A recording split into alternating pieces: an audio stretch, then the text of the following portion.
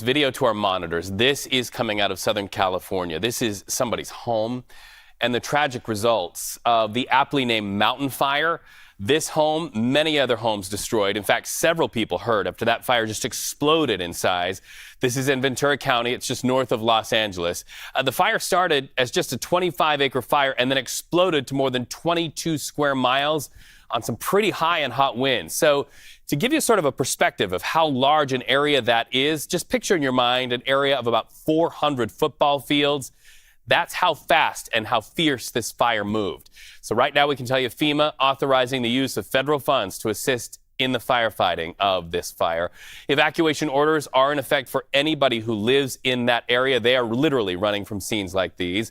The fire burning right now north of Highway 101. Looking at the map, this really shows you where it is, near the city of Oxnard, about 65 miles east of Los Angeles. So people who live in Los Angeles, they're looking up, they're seeing the plumes of smoke.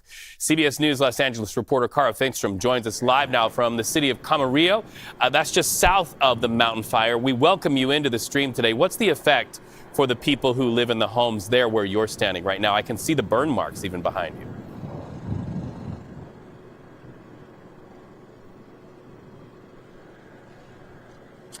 So I'm sorry, I guess we're not fully hearing you, but let me tell you what we are seeing out here right now. That was just one of the water dropping helicopters that passed by behind us. And here is one of the structures that was just destroyed out here. We do expect within about a half hour to learn more about the extent of this destruction, but I can tell you, as we drove into this area, it was just home after home that were burnt to the ground. You can see some flames over there. When these homes burn to the ground, this is what we're seeing. They damage the natural gas utilities underneath. And so there's just this free-flowing flame that crews are working on completely shutting off the gas to the house. If we pan even further around, I want to show you a look at one of the other homes on the other side of the street here that was completely destroyed.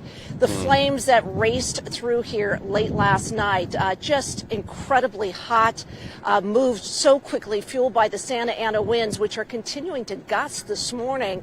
And sadly, some of the families we spoke with here today said they only had about 30 minutes notice. One left their birds inside of their home. They came back. Amazingly, their house was one of the few in this area that was spared.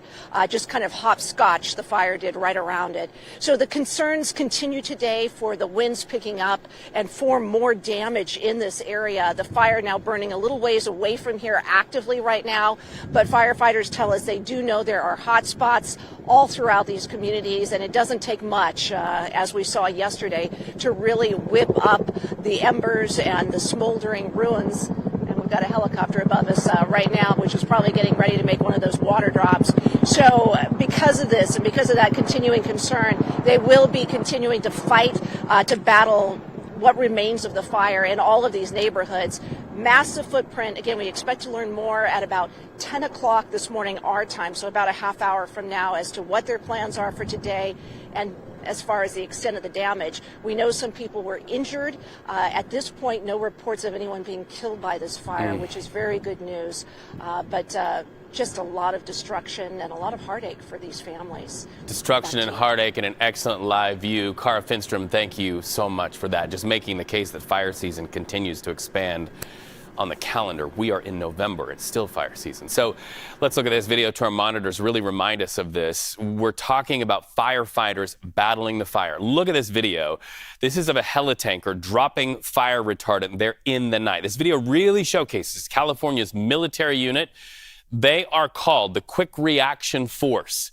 You can see they get right up to that red-orange glow there. They look the fire right in the eyes and they spray water in it. They're reacting fast, just like their name promises. Let's just stay on that for one more second and just show you how close they get to the flames, the red-orange glow, and then all of a sudden they dump that onto the fire. The hope is that repeated dumps like this can get the job done and save more homes, because we just saw, Jess, so many homes have now been destroyed. Wow. It's so scary how fast these fires blow up in states like California and just all throughout the West as we deal with low relative humidity and those strong winds pushing offshore. Now, that's going to be the case for us as we head into the afternoon hours today. Down in Ventura County and widespread throughout Southern California, we're still under red flag warnings into the evening hours tonight as this fire continues to burn and the QRF, like you just saw, continues to work endlessly to try to maintain that fire line just around it. Now, as we head into the evening hours tonight, we still deal with that offshore wind. As we head into the early morning hours tomorrow, we start to see a little bit more of an onshore flow, and that will honestly just mix up that air, bringing in air quality alerts lasting until tomorrow. And of course, that wind advisory remains in effect too, that high wind warning issued by the National Weather Service. So right now we're watching those sustained winds still push offshore, wind gusts anywhere up to around 25 to 30 miles per hour into the evening hours tonight. The good news is this does start to die down as we head into our Friday forecast. So all the boots on the ground, all those aircraft in the sky will start to see a lot more improvement as we head into the overnight hours tonight. But let's change gears real fast and let's talk about something else that's happening over in the states, just in the western hemisphere, western portion of the states actually. We're continuing to see storms develop for our friends over in the Rockies, stretching all the way over into Texas too. Northern Texas dealing with some severe weather as we head into the coming days.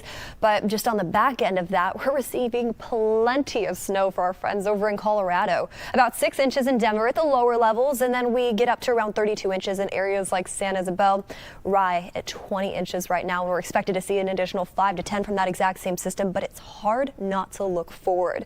Heading over into Oklahoma, down into Texas too, major storms are starting to develop as we head into our early morning hours on Friday, just to kick off the weekend with extreme weather into the evening hours that night. So we continue to monitor that severe weather off into that region. Today, it's looking like a slight risk just in that western portion of Texas with a tornado threat possible too. We'll continue monitoring that closely as we head into the following days. For now, I'm going to send it back to you. All right, Jess, thank you so much.